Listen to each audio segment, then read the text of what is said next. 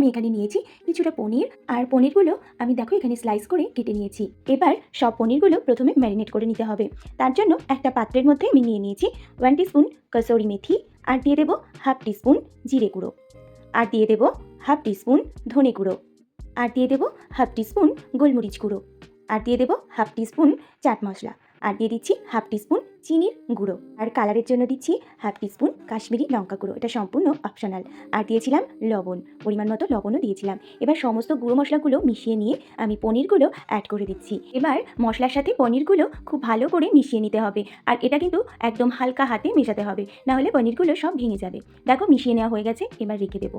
এবার পকোড়াটা করার জন্য আমি একটা ব্যাটার তৈরি করে নেব।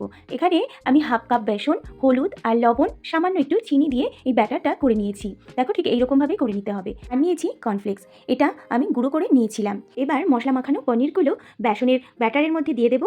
দেখো বেসনের ব্যাটারের মধ্যে দিয়ে একটু মিশিয়ে নিয়ে কর্নফ্লেক্সের গুঁড়োর মধ্যে দিয়ে দেবো। কর্নফ্লেক্সের গুঁড়োর মধ্যে কোট করে নিয়ে প্রত্যেকটা পনির আমি একই রকমভাবে এরকম করে নেব।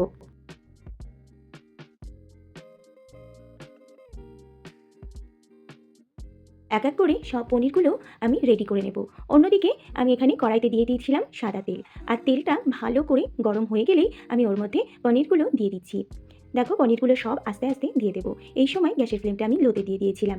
লোতে দিয়ে সব পনিরগুলো এক এক করে দিয়ে দেবো। তারপরে গ্যাসের ফ্লেমটা মিডিয়ামে রেখে এই পকোড়াগুলো ভেজে নেব।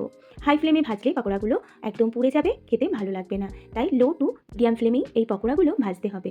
একটা দিক সুন্দরভাবে ভাজা হয়ে গেছে, এবার অপর দিকটা আমি উল্টে দিচ্ছি। এরকমভাবেই উল্টে পাল্টে পকোড়াগুলো খুব সুন্দর করে ভেজে নিতে হবে।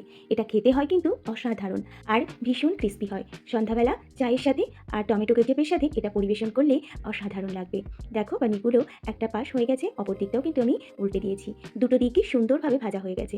লাল লাল করে এরকম ঠিক ভেজে নিতে হবে। এবার তুলে নেব। দেখতে কতটা সুন্দর হয়েছে, খেতেও কিন্তু খুব সুন্দর হয়েছিল।